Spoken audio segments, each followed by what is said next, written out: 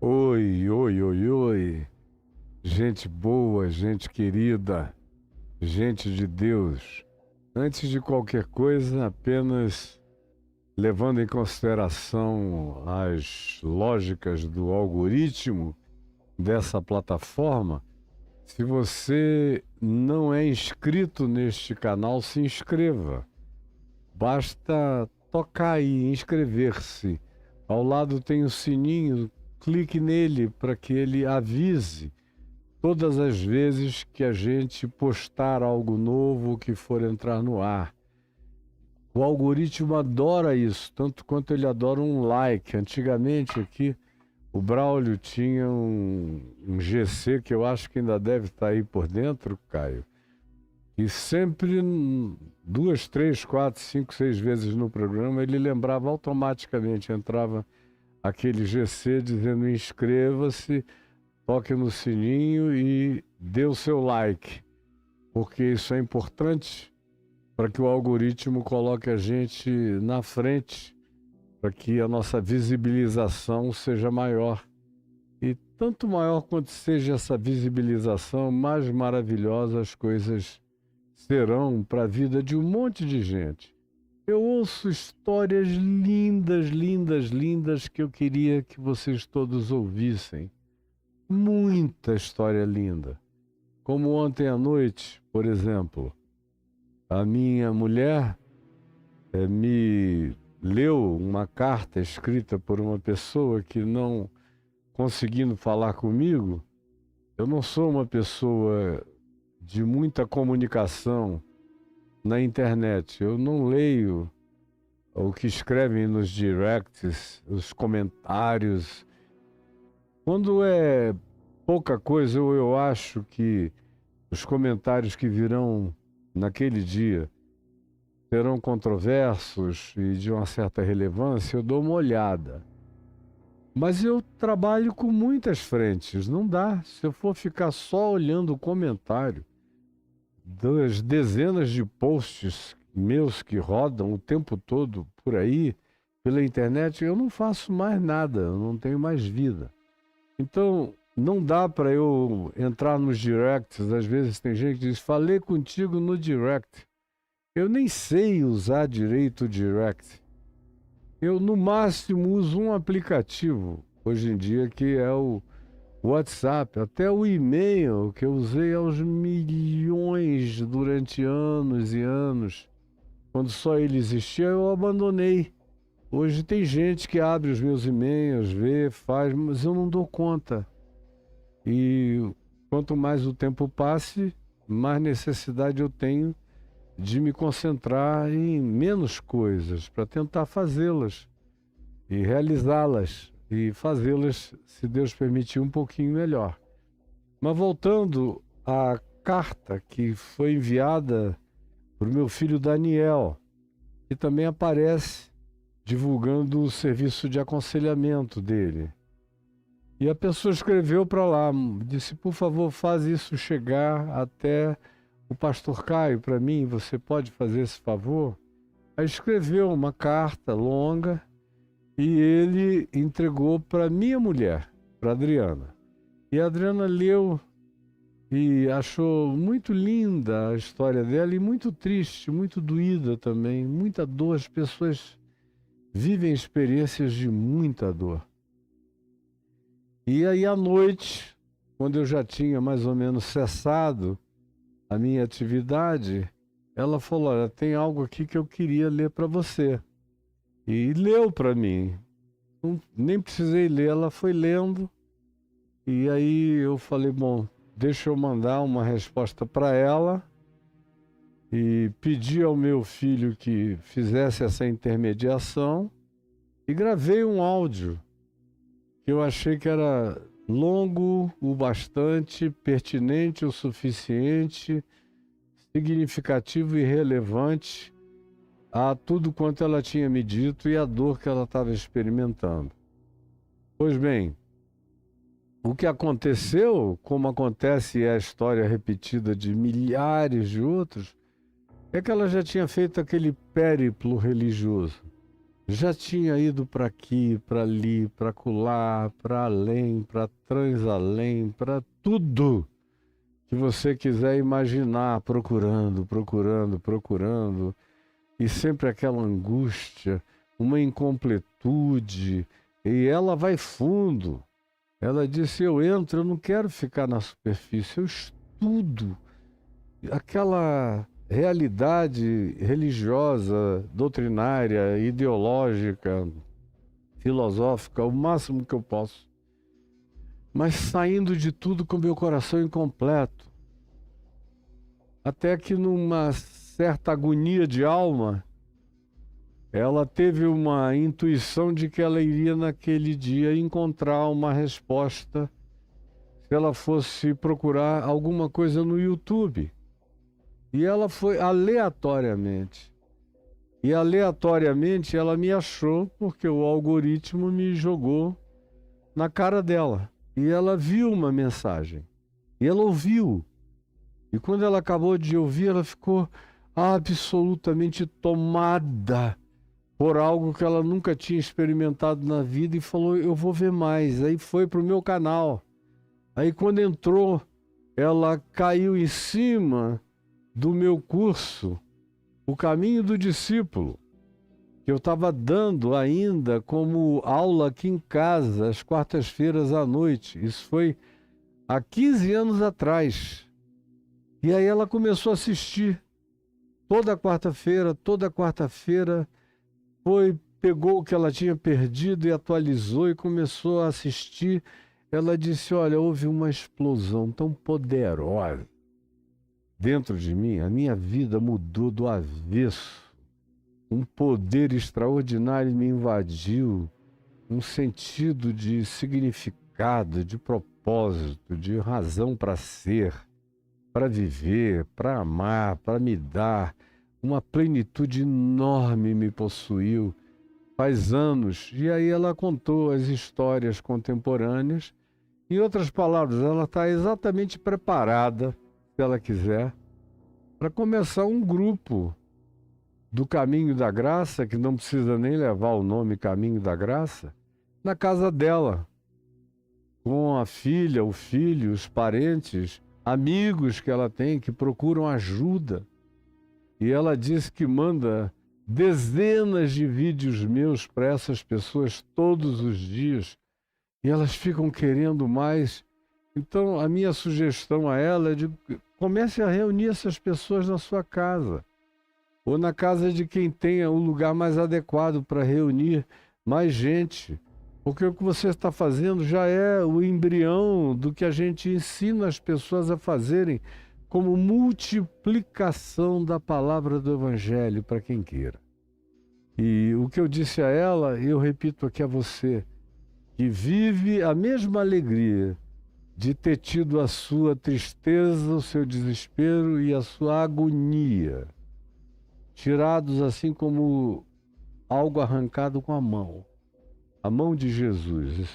Entrou, pegou, puxou e jogou fora. Pegou, puxou e jogou fora. É assim que acontece. E no silêncio é melhor, meus amigos queridos. Pois bem, hoje eu quero dar continuidade ao que eu anunciei ontem, que era sobre fé e hipocrisia. Eu não sei se você se lembra que eu concluí ontem, tanto a minha fala quanto a oração que eu fiz após o que eu falei, dizendo que aonde há hipocrisia, não pode haver fé. Porque fé carrega intrinsecamente a confissão da genuinidade, da pureza, da simplicidade, da verdade, do que se crê que é e daquilo ao que a gente se entrega, com todo o coração, com toda a mente, com todo o entendimento, com toda a alma, com toda a força. Isso é antitético, é contraditório, é antagônico em relação à hipocrisia. A hipocrisia é fachada, é presépio, é cenografia, é palco, é performance, é desempenho, é expressão para consumo de terceiros, é para que outros se impressionem. Você pode estar vivendo realidade diametralmente oposta, mas não interessa.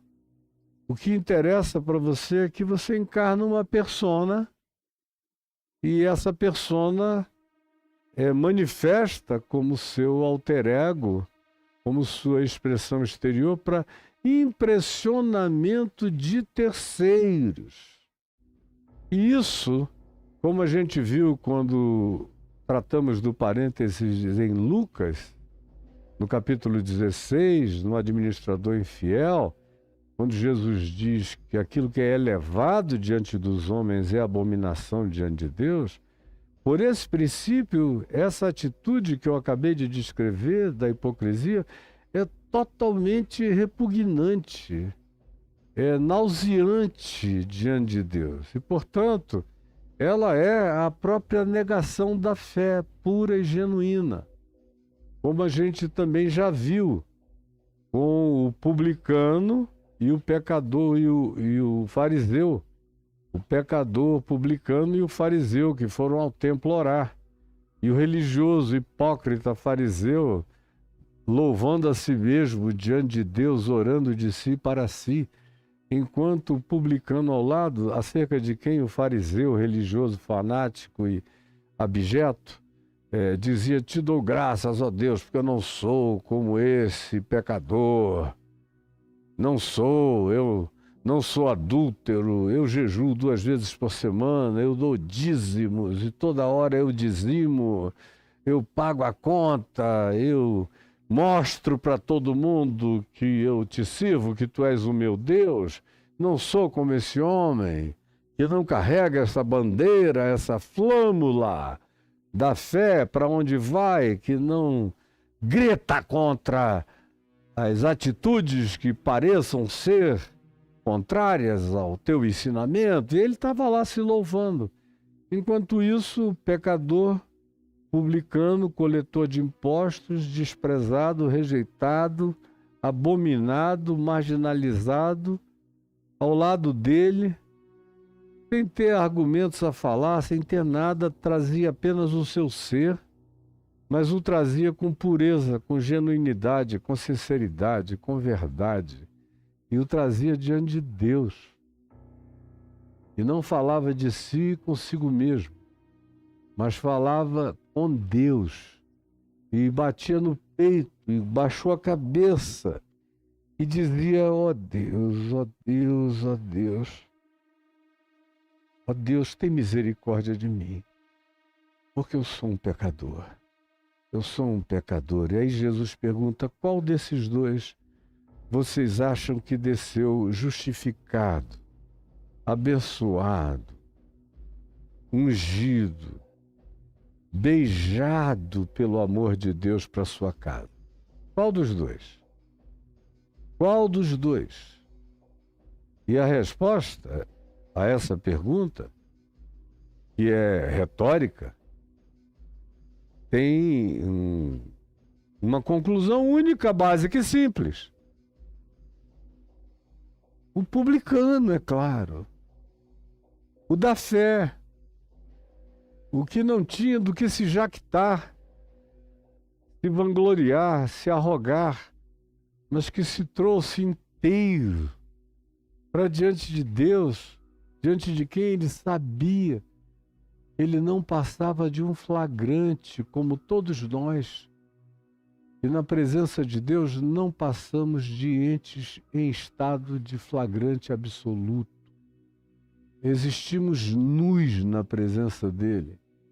E só o que nos pode cobrir é a justiça que vem da fé em relação ao que Cristo Jesus fez, completou e consumou em nosso favor e garante como benefício nosso pela sua ressurreição, validando o fato de que Ele é o nosso Deus e nós somos os seus filhos, na consciência do Evangelho.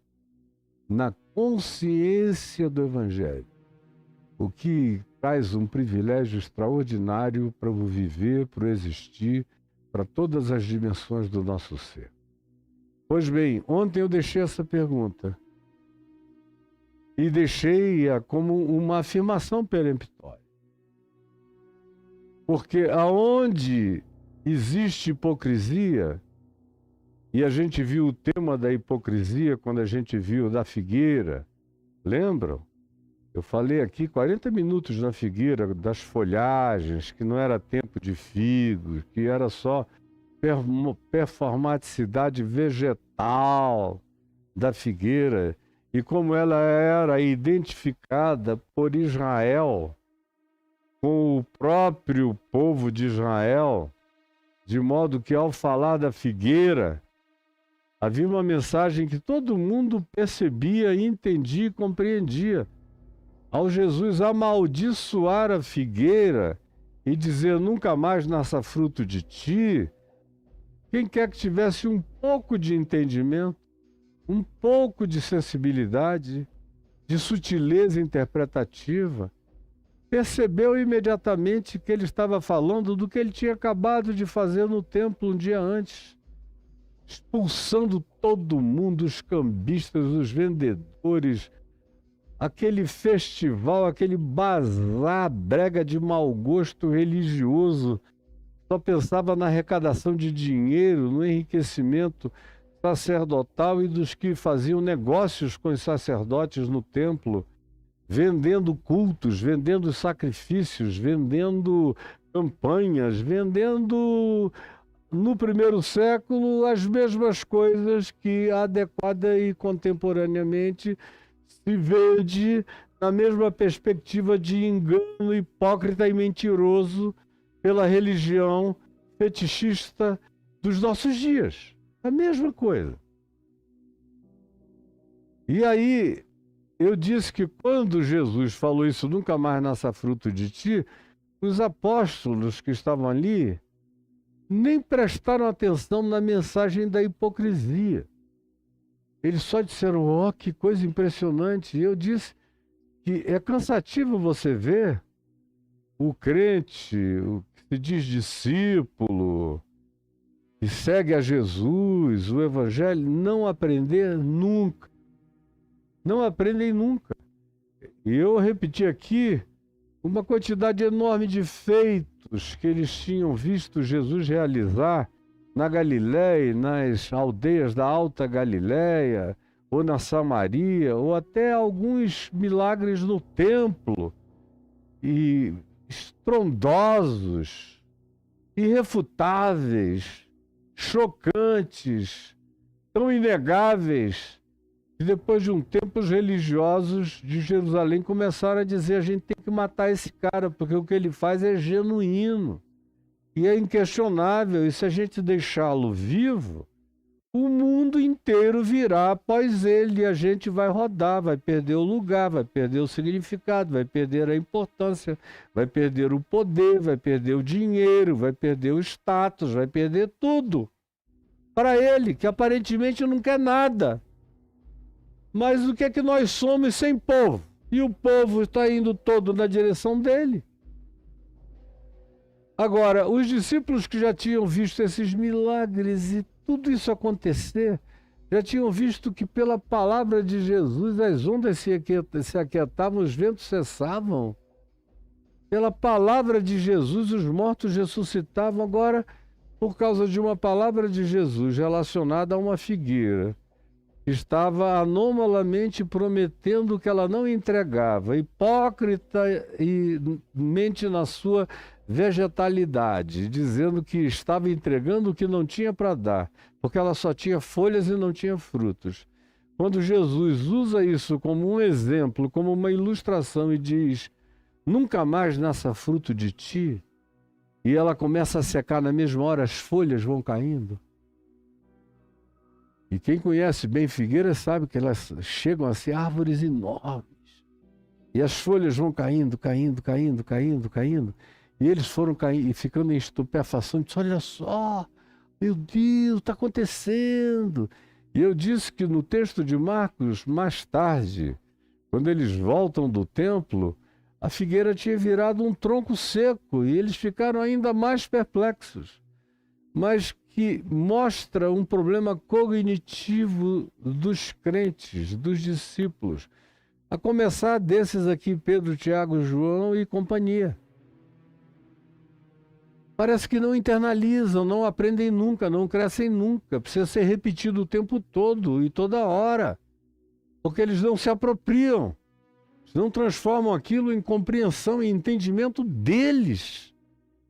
Por isso são tão frágeis, tão dependentes de terceiros e tão enganáveis, tão manipuláveis, tão absolutamente retardados e levados e conduzidos na direção que qualquer espertalhão deseje, porque não guardam o espírito da lição, não se transforma em raiz definitiva, plantada no âmago do ser deles. Aí Jesus fala sobre fé. Já que eles só tinham conseguido enxergar isso, como secou depressa a figueira, Jesus lhes respondeu, em verdade eu vos digo, que se tiverdes fé e não duvidardes, porque a dúvida carrega uma certa hipocrisia, quando se trata de você confessar Jesus, como era o caso deles aqui.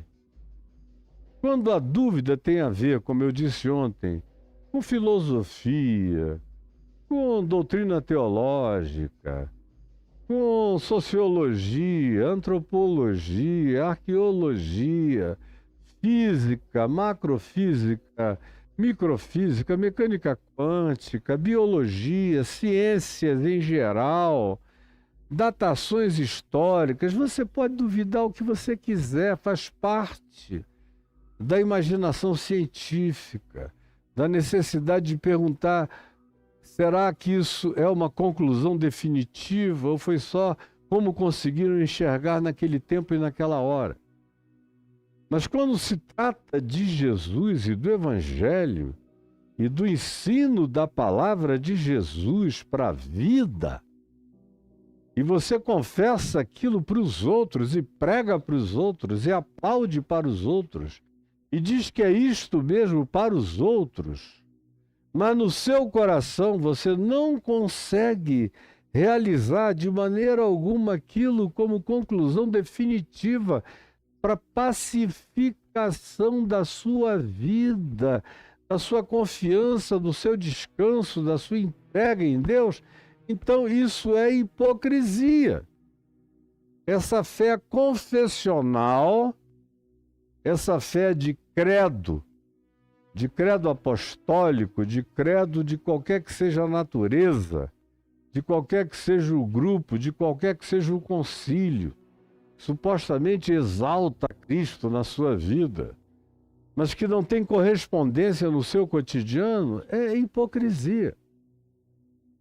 Portanto, você tem o direito à dúvida em tudo o que seja pertinente a descobertas da natureza e na realidade do universo, nas ciências e em tudo mais. Agora, quando você diz que tem a ver com o Evangelho, tem a ver com Jesus, que você segue é Jesus mesmo, e mesmo com tais confissões, você está sempre em choque, em dúvida, em perplexidade, é porque, de fato, nunca houve uma fé genuinamente plantada em você. Você não passou muito da superfície, da epiderme, da casca, do elemento muito, muito de fora da vida. Não houve espigão que se plantou no âmago do ser, no carnegão da existência, não houve. E a prática dessa fé, sem o entranhamento dela no carnegão do ser, da vida, é hipocrisia. Aí Jesus, que estava falando de hipocrisia, os vê chocados com o que acontecera com a figueira. E aí, aparentemente muda de tema, mas você vai ver que ele não mudou de tema, ele só está fazendo uma aplicação do tema da hipocrisia, dizendo na sua resposta: em verdade vos digo, e se tiverdes fé, genuína mesmo, e não duvidardes, porque a fé genuína não fica com tergiversações. A fé genuína não fica com tergiversações. Ou ela pega ou ela larga de vez, mas ela não fica indo e vindo, nem brincando de crer, nem declarando peremptoriamente confissões extraordinárias que não são bancadas existencial e subjetivamente no seu cotidiano pela prática, pela encarnação, pela vida, pela pacificação confiante, pelo descanso em Deus, pela certeza do que é. Se não duvidardes, não somente direis a esta figueira, mas mesmo se quiserdes a este monte olival ou das oliveiras, ou qualquer outro monte que está ali, aquele montezinho Sião pequenininho, que naquele tempo era um pouco mais visível do que hoje, hoje é uma curva, uma lombada. Pois bem, a qualquer desses montes, isso é uma hipérbole, isso é um exagero, não porque a fé não faça isso, é porque não é assim que Jesus age na natureza das coisas. A gente nunca viu João Batista, acerca de quem se disse que ele viria para aplanar os caminhos, para aterrar os vales, para nivelar os outeiros, para fazer caminhos retos para o Senhor. Você não vê João Batista com uma enxada na mão fazendo isso. Isso é tudo metáfora e ilustração. Como a própria figueira se transformou numa metáfora, numa ilustração. E é porque ela era uma ilustração perfeita do que Israel, como figueira mentirosa era, é que ela secou porque Jesus mandou. Porque ela prometia há milênios e não entregava nada, como não entrega até o dia de hoje. Continua seca essa figueira. E sabe lá Deus se ainda tem esperança para ela, com tanta maldade que ela pratica frequentemente. Pois bem, então se não duvidardes, mas credes e disserdes a este monte, lança-te ao mar, tal sucederá. E tudo quanto pedirdes em oração, crendo. Esse crendo pressupõe a mesma coisa. Você pede já sabendo. Como você lê em Marcos, no capítulo 11, nos versos de 20 a 25.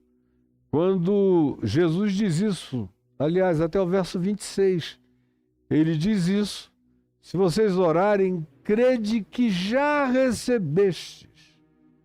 Crede que já recebestes. Crede que já recebestes. Eu ilustrei com a ressurreição de Lázaro, quando Jesus pediu quase permissão para dizer: Senhor, Pai, eu estou falando contigo, fazendo essa oração só por causa deles. Porque eu sei que tu já me ouviste. E aí disse: Lázaro, vem para fora. Porque Jesus praticava o que ele ensinava. E ele disse, quando orardes, credes que já. A fé pega o futuro e o presentifica. Não como uma esperança, mas como uma certeza, paradoxalmente, abstratamente carregada de concreção dentro de mim. A fé pega o que seja futuro, de coisas que se esperam, e transforma aquilo em certeza de fatos que eu ainda não vejo, mas já são factos.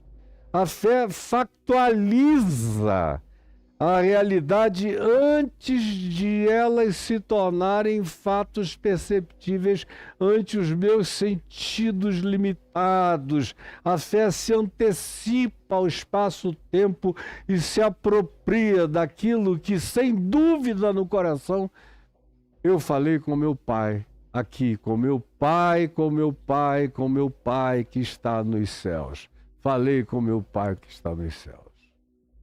Pois bem, aí você diz, e o tema, hipocrisia e fé? Bom, já dava para eu parar aqui, porque já está claro para os sensíveis, para os que têm percepção aguçada, que uma coisa está intrinsecamente vinculada à outra.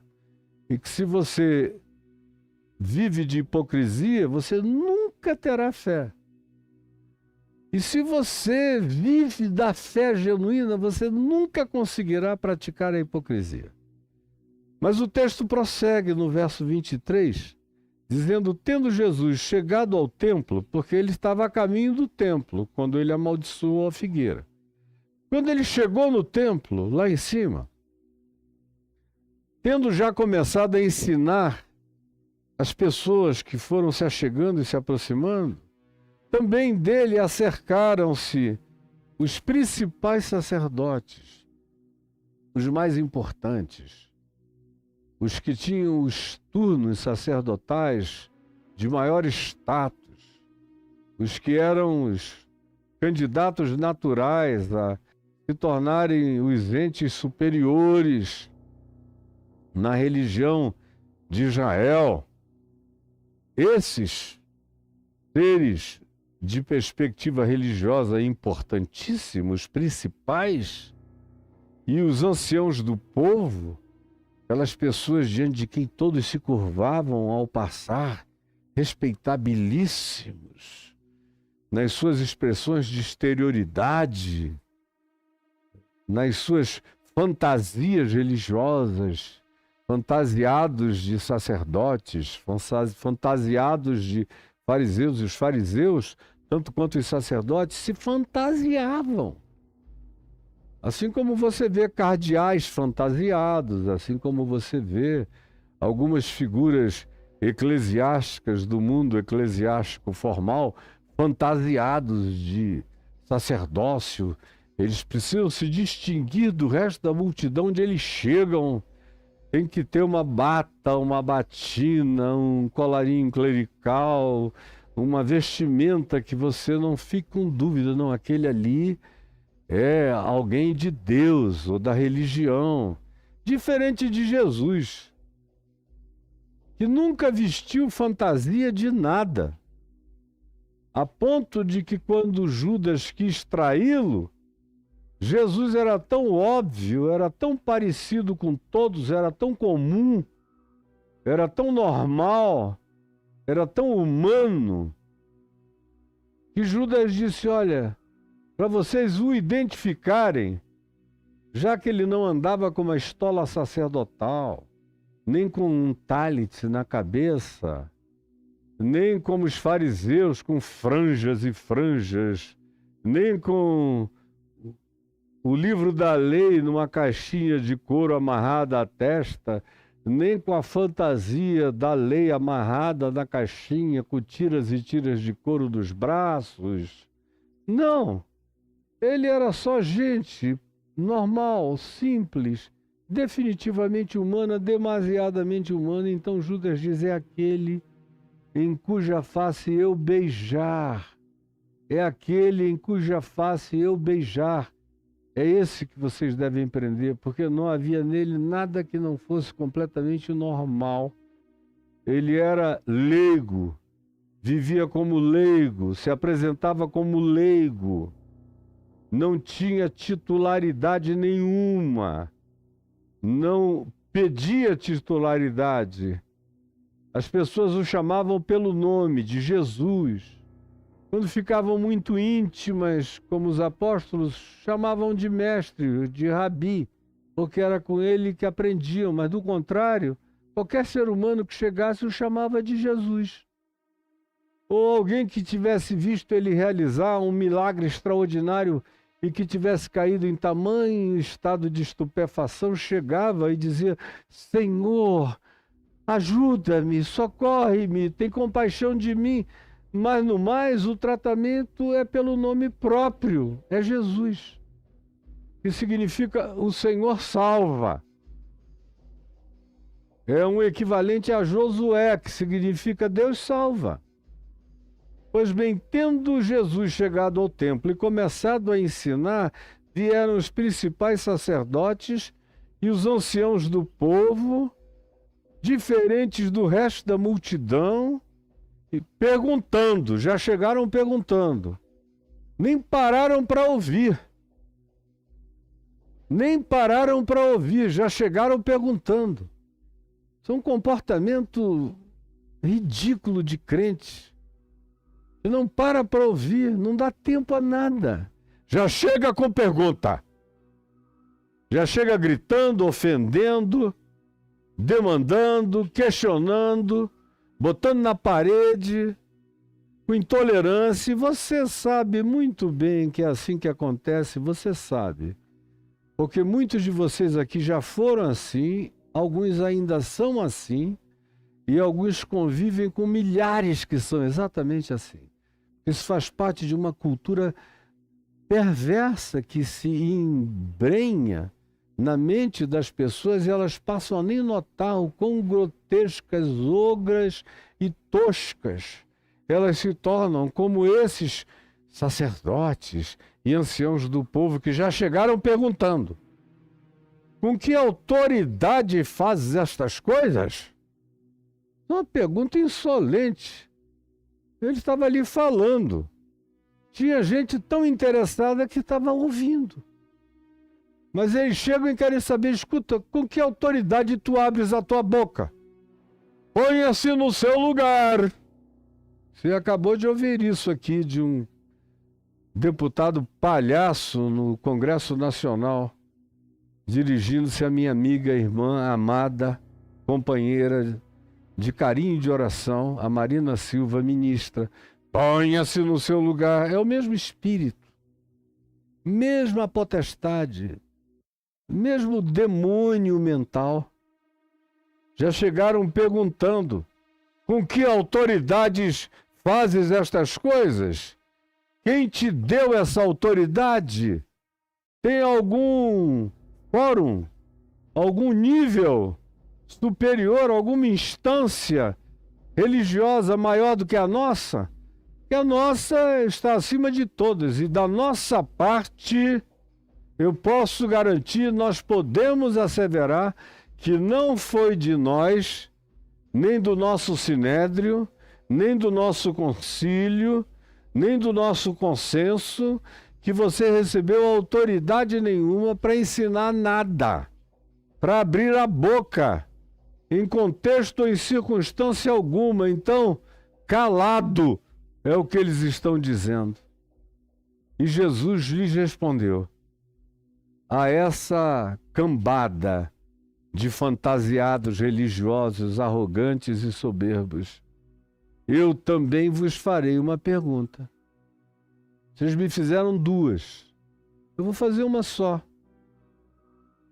Se vocês me responderem, então eu responderei com que autoridade eu faço as coisas que eu faço.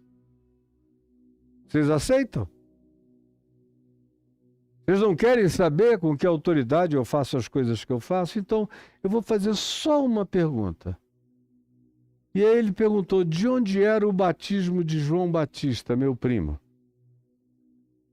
do céu,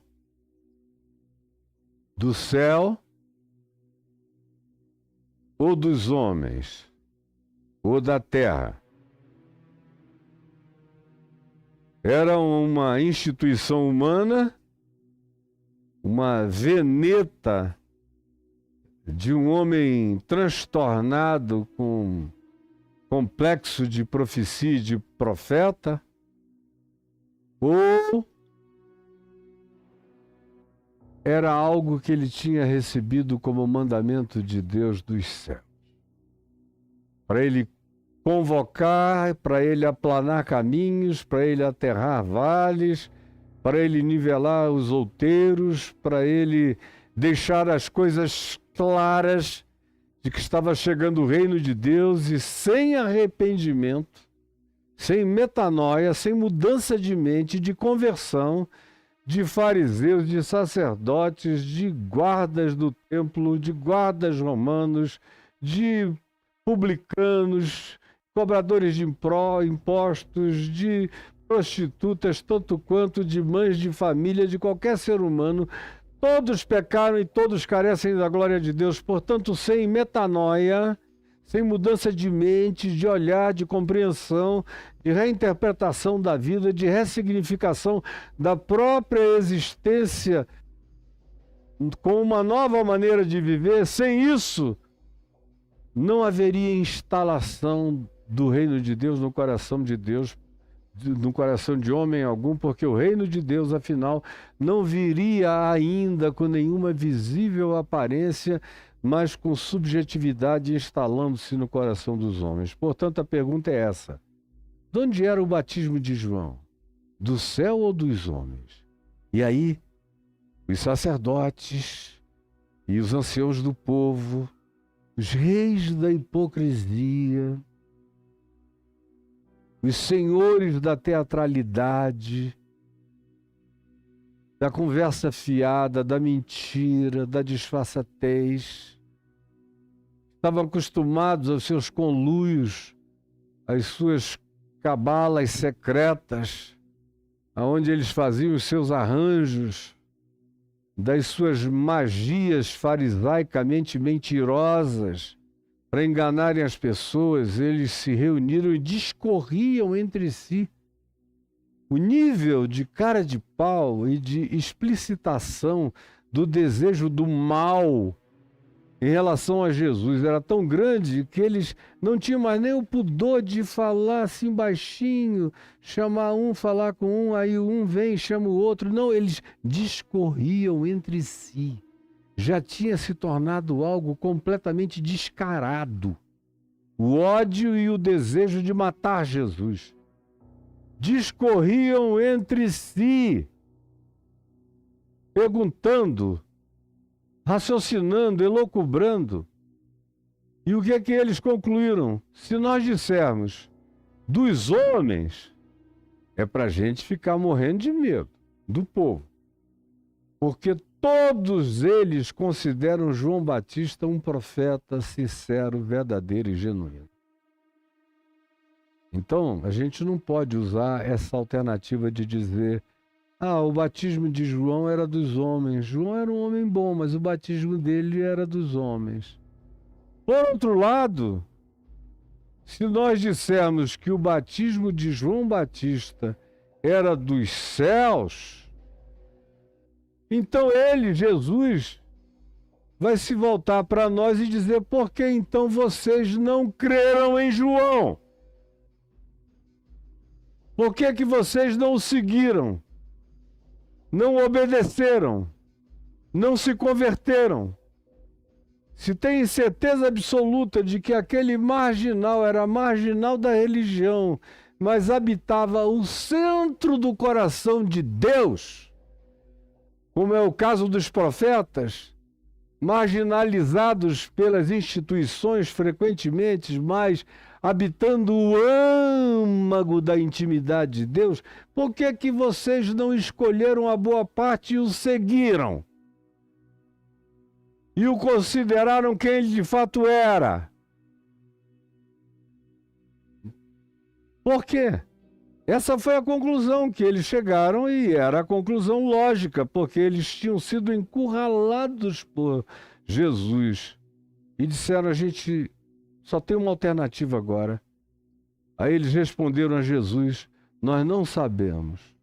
É só nessa hora que você vê o acadêmico, o religioso que acha que sabe tudo, que ensina a Deus, que sabe Deus, que Deus não fala nada se não for através de sua boca. São os formados em Deus, os doutores em Deus, em divindades, e em qualquer outra coisa, que são os seres superiores do conhecimento de Deus em relação ao mundo, que é uma coisa patética, que no Evangelho você não encontra lugar nenhum para isso, só na religião do Templo de Israel, não em Jesus, não entre os discípulos e não no meio do povo. E Jesus luta contra isso, porque esse é um surto que de vez em quando quer se aflorar na alma dos discípulos dele. E Jesus os combate veemente e sem nenhum tipo de conivência ou de leniência, porque isso é absolutamente abominável, isso é o adubo de toda hipocrisia espiritual. Então eles disseram: não sabemos. E Jesus, por sua vez, disse: nem eu tampouco direi a vocês com que autoridade eu faço essas coisas, mas olha só, eu tenho mais uma questãozinha, uma história para contar. Você está vendo a ligação entre hipocrisia e fé? Como elas não habitam o mesmo lugar? Se você abrir espaço para hipocrisia, você tirou o lugar da fé. Se a fé crescer e se plenificar no seu coração, não há lugar para hipocrisia, para performance, para disfarçatez, para o faz de conta. A fé determina que o que é, e o que não é, não é. Mas ela é uma certeza de ser, o tempo todo. A hipocrisia que não lida com isso, não está nem aí para isso, ela só quer ter a certeza de que os outros pensem algo acerca de você. Não precisa haver nenhuma correspondência no seu coração. Aí Jesus disse: olha, eu tenho uma historinha. Leve, suave, fiquem preocupados não. Aí ele conta a história para todo mundo, mas especialmente para os sacerdotes e os anciãos do povo. Um homem tinha 2 filhos. Chegando-se ao primeiro, disse: filho, vai hoje trabalhar na nossa vinha, na vinha da família, que está na hora de colher o fruto para fazer o vinho, vender e internarmos o recurso para a família. Aí esse filho respondeu: sim, paizinho querido, amado, ó Pai sublime, exaltado, ó Pai Senhor, sim, Senhor. Porém, não foi. Só tinha confissão, só credo, só doutrina, só fala certa. Supostamente ele dizia o que ele achava que o pai queria ouvir. Como eu passei a minha vida desde criança, eu notei isso quando eu era um menino de uns 2, 3 anos, na igreja presbiteriana em Manaus. Minha mãe me levava, eu ia lá, garotinho. Me chamava a atenção a inobjetividade das orações. Com a minha cabecinha de 3 aninhos, mas eu dizia: por que será que eles falam tanto essas coisas assim sobre Deus e na hora de pedir mesmo o que eles vão pedir é quase nada? Ou é uma coisa sem expressão? O que me chamava a atenção era aquele... Tinha até um gestual, geralmente eram presbíteros que ficavam em pé, subindo e descendo assim no calcanhar, vestidos de paletó e gravata, com a cara virada para cima, muito arrumados, e eles começavam: ó Deus, Altíssimo, Amantíssimo, sublime, Rei dos reis, Senhor dos senhores, que reinas sobre todos os reis, autoridades e povos e tal. Era um elogio. E aí, no fim, era só aquilo mesmo. Eu dizia, que coisa mais interessante. Às vezes eu falava para minha mãe, por que eles falam tantas essas coisas para Deus? Parece que Deus não sabe quem Deus é. E à medida em que eu fui ficando um pouquinho maior, isso foi ficando insuportável para mim. E logo depois, já chegando aí perto da puberdade, eu aprendi que Jesus só chamava a Deus de paizinho, de Abba, e nada mais. Nenhuma outra nomenclatura era paizinho, Abba, da maneira mais popular, e ficou mais patético ainda para mim, antes mesmo de eu me converter. Mas está aqui esse filho, é um religioso, hipócrita, como os sacerdotes, os fariseus, os anciãos do povo, os escribas, os acadêmicos da correção, da doutrinação, do ensino, da catequese, da fala, do credo, da declaração, tudo sim. Mas não foi. Tudo sim, mas não praticam. Tudo sim, mas são como a figueira, só folha. Não dá fruto. É só promessa, sem consequência. É só fachada. Mas se você entrar procurando algum fruto dentro, você não acha nada. E o que Jesus declara para essas pessoas, declarou naqueles dias e declara em todos os tempos, declarou ao Israel como povo, declarou ao Israel como religião, declarou às autoridades da religião em volta dele, declara em todo o tempo, durante a história, declara hoje, declara agora. Eu não estou interessado em confissão de fé. Qualquer idiota, qualquer inteligência artificial pode fazer declaração de fé. Se você pegar aí um site GPT,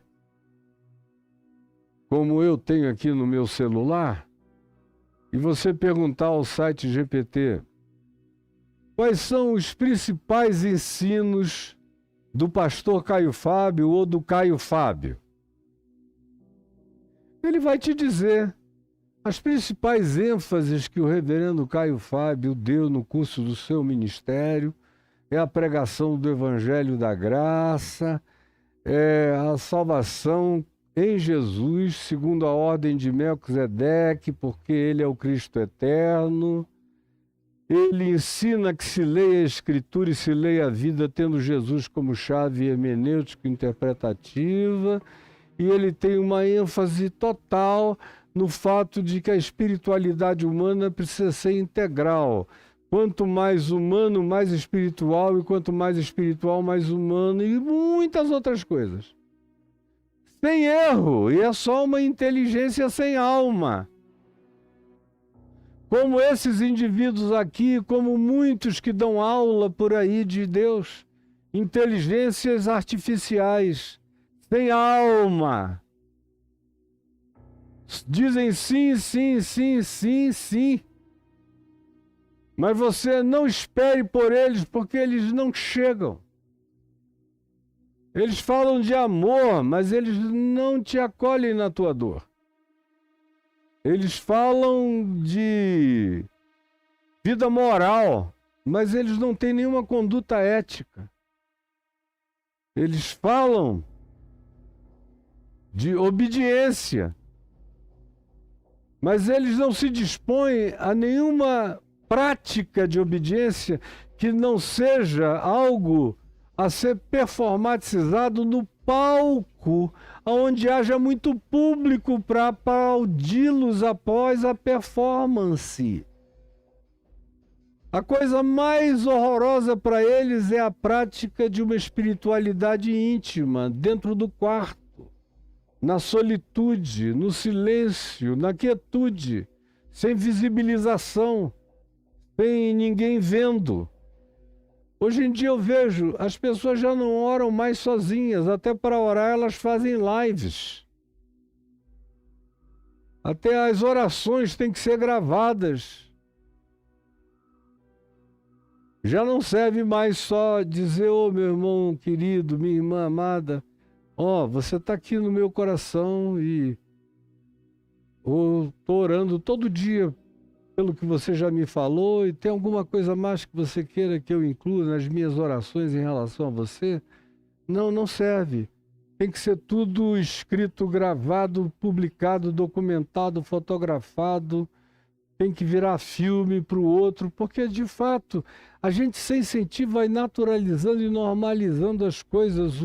Entra no teu quarto é sem câmera. Entra no teu quarto é sem live. Entra no teu quarto e fala com teu pai que está em secreto, e o teu pai que vem em secreto será tua única audiência. E nenhuma outra. Mas isso parece falta de objetividade, porque de fato as pessoas nem creem tanto que estão falando com Deus. Elas querem mesmo é que o outro saiba que você está falando acerca dela, supostamente para Deus. Tem tudo a ver com uma determinada média fraterna de carinho, ou de qualquer outra coisa, ou até de importância que você quer que a pessoa tenha nas expressões do seu pensamento no dia a dia dela, quando na realidade é muito mais fácil gravar 1 minuto de uma oração por alguém e passar o resto do dia sem pensar na pessoa do que entrar no quarto e no silêncio, dedicar-se só na presença de Deus, intercedendo por alguém, ou orando, ou simplesmente estando em silêncio diante de Deus, numa contemplação que não tem palavras, mas tem entrega pacificada do coração, a certeza do cuidado divino por você. O que passa disso, quem ensinou foi Jesus, e a gente já viu aqui em Mateus 6, quem está me acompanhando há 2 anos e meio, 2 anos e 7 meses, passou por Mateus 6 minuciosamente comigo e viu que o nome que Jesus dá a isso é hipocrisia e não fé. Aonde existe essa manifestação de fé, essa pseudo-fé, existe só hipocrisia e fé genuína nenhuma. Mas aonde a fé genuína está, nem sempre você ouve confissões, exaltações, elogios a esse Deus carente que precisa saber que Ele é o maior, o mais gostoso, o mais poderoso, o melhor de todos, e como Ele não há igual, parece até que Ele não sabe e precisa ser lembrado disso todo dia. Isso é coisa patética, feia, infantil, nojenta, e devia ser lavada da nossa alma para sempre. Ele é e Ele sabe. Jesus disse, não andeis inquietos, não usem de vãs repetições, não repitam, não tornem públicas essas coisas, vosso Pai Celeste sabe. Sabe. Então ele vem contando a história dos 2 filhos. Falou com o primeiro e ele disse, sim, Senhor. Porém não foi. Nunca apareceu. Era só para consumo dos ouvidos do pai naquela manifestação familiar, naquela congregação. Dirigindo-se ao segundo filho,